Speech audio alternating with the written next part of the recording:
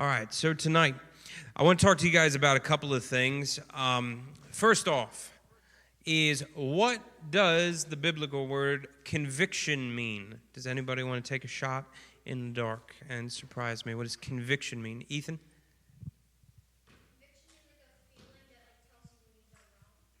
Very good. I'll give it to you. Points for Ethan. Gold star.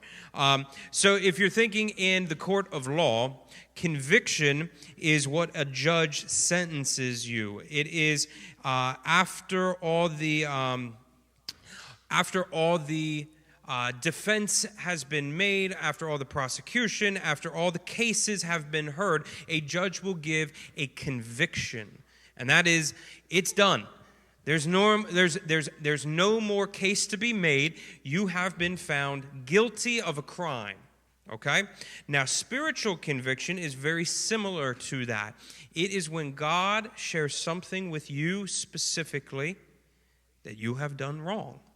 It is something that is not in accordance to His will. There's something in you or in your life or in the surrounding people's lives that's off. Okay? There's something not right. That's a conviction. So I explain all this because before we get into tonight's message and sermon, I want to share with you a personal conviction. Now, I usually don't do this, and let me explain why. There's public convictions like the 10 Commandments, thou shalt not murder. If you murder somebody, you're going to be convicted. It's for all people.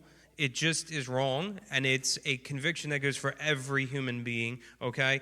Then there's personal convictions. Let me give you an example of what I'm talking about. My wife heard from God and was personally convicted not to have tattoos. Obviously, that is not a conviction that goes for me. God supports my tattoos, loves my tattoos, and encourages me to keep getting tattoos, as far as I know. And so, why is it that one is not for the other? That was a personal conviction for my wife. Okay? So, that was for her. It was between her and God. Personal convictions usually come to the gray areas of the Bible, such as tattoos and some other things where it's a personal conviction. A lot of times it's a heart reasoning. So that's why I don't share personal convictions. Now, the reason I'm sharing my personal conviction with you tonight is it affects you. Because I'm your leader, what I feel convicted to do privately and personally, I am going to do corporately and publicly as well. So it affects you. So keep that in mind as we talk about conviction tonight, and I want to share with you my conviction. So I believe with all my heart that God has, I felt it at the beginning, at the end of last year, but now especially at the beginning of this season, I have a very strong personal conviction about my involvement and honestly my attitude towards the holiday of Halloween, okay? And so the Lord has been really convicting me about this. And so I want to explain to you my conviction because, again, like I said, it affects you. And more so, I really want to explain, biblically speaking, what God has to say about Halloween. I want you to be informed because remember, this is a personal conviction, okay? So I'm not saying you go home and you write this down, tell mom and dad, hey, this is what Pastor Scott said we're doing from here on out. If you don't do this, you're not a good Christian. That's not what I'm saying. I'm saying this is what God's convicting me, but I believe God's going to teach you and probably convict some of you. So keep your ears open to the Holy Spirit.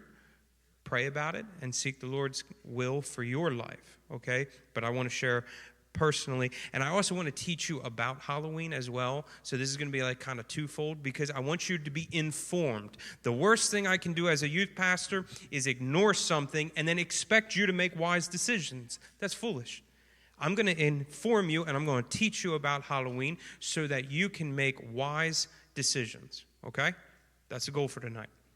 And at the end of this, please be writing down questions, be writing down things you didn't understand, because at the end of this, I'm going to do my best to end at 7:45 so that we can break up into small groups and we can talk a little more through this, okay? So Let's dive in. If you didn't know, Halloween dates back about 2,000 years, even further. It's rooted and celebrated in all kinds of evil. Okay? If somebody tries to explain to you and say, this holiday is not for the devil, it's not demonic, it's not spiritual, they're lying to you. Okay? It is. So, again, do me a favor. Don't just take Pastor Scott's word for it, and I don't want to just take Christians' words for it. Let's go to a secular source, okay? That means a non-Christian source, for those of you who don't know what secular means. The History Channel, not Christian, okay? We can all agree that it's a great source of information. It is historically accurate. It has great information that is not religious, right? So let's go there. If you look up in the History Channel, if you type in Halloween and the origins of it, it is fascinating. So if you go right into it, you will see that it is originally called Samhain, which is a Gaelic word, but it's pronounced Samhain. Okay, that was what it was originally called. It is a pagan religious festival originating from ancient Celtic spiritual traditions. So let's stop right there. There's a couple big words we need to talk about. First is pagan. What is pagan? Anyone? Pagan is either other gods or believers in a not true God. Not believers in Jesus Christ. Pagans are people who do outlaws, people who break the rules, people who go against traditions and rules and norms. They are pagans. They are kind of the bad boys and girls of humanity, okay? Pagan rituals and religious festivals. So wait a minute. Somebody told me that this wasn't for the devil. This had nothing to do with God and the devil and good and evil and hell. It's just a kitschy holiday. No, it originated as a religious experience. Now, when we say religion, I do not mean Christianity. I mean pagan religion, like Judah said, idol worship. We're talking, think of the gods of Baal in the Bible. That is pagan worship because it's not God. It's not Jesus, and it's not God the Father, and it's not the Holy Spirit. It's a false god, and that's where this originally started. It was a pagan religious experience, and then if you keep going, it says that it was an ancient Celtic spiritual tradition. What does the word spiritual mean? Involving spirits. Your spirit interacting with others. Keep that in mind, young people. You want to try and tell me how it's not evil and it's not demonic? What are demons? Spirits. What are angels? Spirits. What are you? A spirit being. What is religion? Has everything to do with spirits. It is a spiritual tradition. Okay? So we're moving on. So right here, we learn that this is a non-Jesus, not correct kind of experience, okay? It is very religious, just not with God, and it is very spiritual. It's what we learn from the History Channel, all right? These aren't my words, this is the History Channel. If you continue to go, you will see that it says all different things like that there is... Actually, I don't want to explain that. I want her to explain it. This tradition and holiday is derived and rooted in fear, death, lust, and deception. Okay? Why do you think everything is so scary? And zombies and blood and gore and jump scares and we'll go to a mental hospital where people will hide with chainsaws and try and scare you. It is a fear-based holiday. Okay? Make no mistake. And I know what you're saying. There's people, Pastor Scott, come on now. It's not that big a deal. We're just out here having fun. It's not serious. Okay, all right. Maybe, the problem is I used to think like that. I was raised in a Christian household where I wasn't allowed to trick or treat. I wasn't allowed to celebrate Halloween in any capacity. My wife was even worse. Her parents kept her home from school on the 31st. Okay? So don't tell me I don't understand what the legalistic side of things is. And that's why I rebelled against people who I thought were legalistic about this holiday, because I thought they were just being too serious and it was too much. You know, if you're not paying attention, there's a lot of things you don't see. If you're not paying attention, there's a lot of things that you can get involved in that will hurt you. There's a woman, her name's Jenny Weaver. I love Jenny. I am super excited that she found Jesus, but do you know she is an ex-witch? She used to practice witchcraft. By the way, for those of you who think witches and wizards are just in Harry Potter and they're not real, you're wrong. They're extremely real. They are not fictitious. There are wizards and witches and warlocks who practice magic. And we're not talking magic where, hey, guess what card I'm playing? We're talking voodoo. We're talking spiritual things that are very real. Okay? There are such a thing as witches. They practice Wiccan, which is witchcraft. The Bible is very, very, very clear that we are not, as believers, as people, we are not meant to even dabble, play with, look at, participate in to any extent witchcraft. It is very dangerous. I'm not trying to praise it and I'm not trying to exalt it. I'm being real with you. It's very, very dangerous business. Demons play for keeps. The devil plays for keeps. They don't joke around. They don't have fun. They're out for one purpose: to seek, kill, and destroy, the Bible says. To seek, kill, and destroy. So if you're going to sit there and tell me, oh, it's just for fun, you might mean it as fun.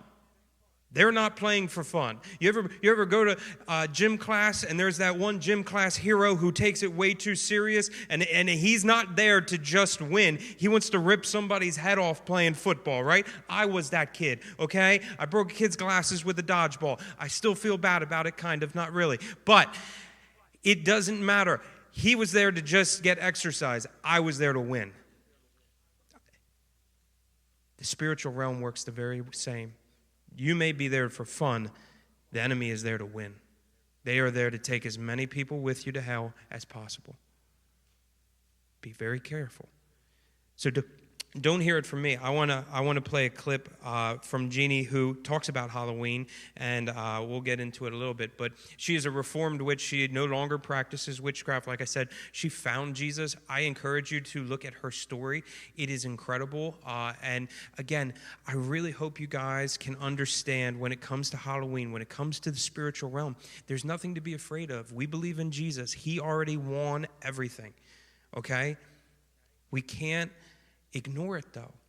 It's not something creepy and it's not something weird. It's very real, and we just need to acknowledge it. Otherwise, we're easy targets. Okay? So take a look at this.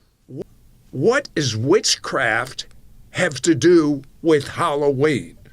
Halloween is just trick or treat, children having fun, costume parties, Christians and non-Christians alike celebrating. The Christians can say, we don't think anything about the bad things from Halloween. But let's start out for basics. What is Halloween? Well, Halloween is a celebration of the dead.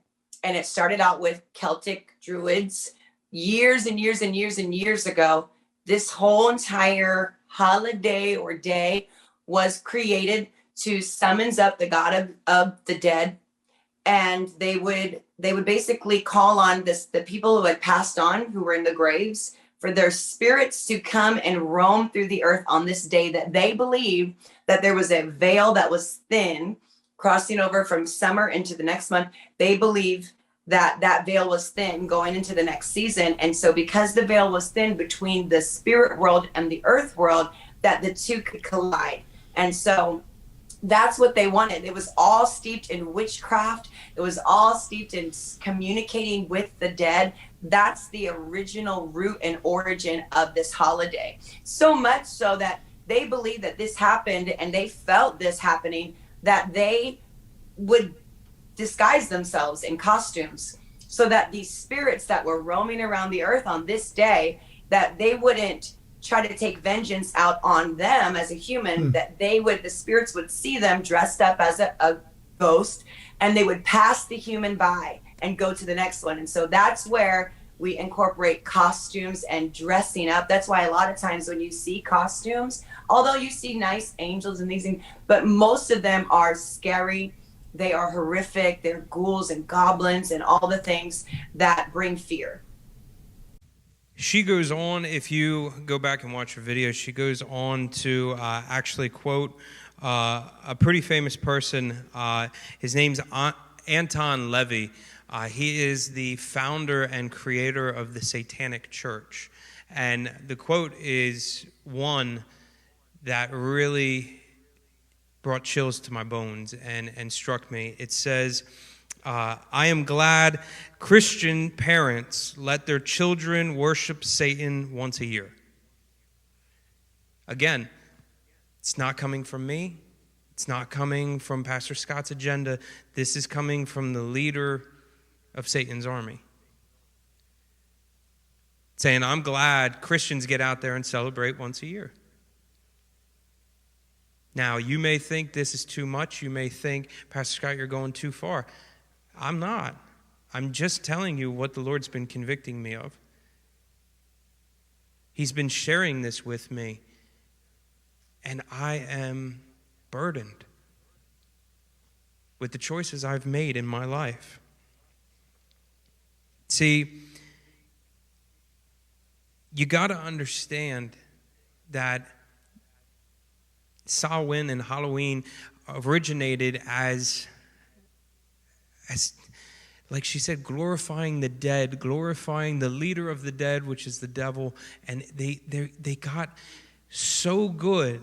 And I hope you guys understand, this isn't a myth, that there was so many spirits roaming around that's why they started dressing up, is to try and blend in and act like this wasn't happening, to try and deceive the spirits that are roaming around. And the veil and everything, that's what they believe. I'm not saying that's biblical. I'm saying that's why they believe what they believe, and that's where it originated from and what these things are for and about, the reason why. But if you keep going on, there's the Christian side of things, which as Christians gained a foothold in the pagan communities, church leaders attempted to reframe Samhain and tried to, in essence, redeem it. Now, doesn't that sound familiar?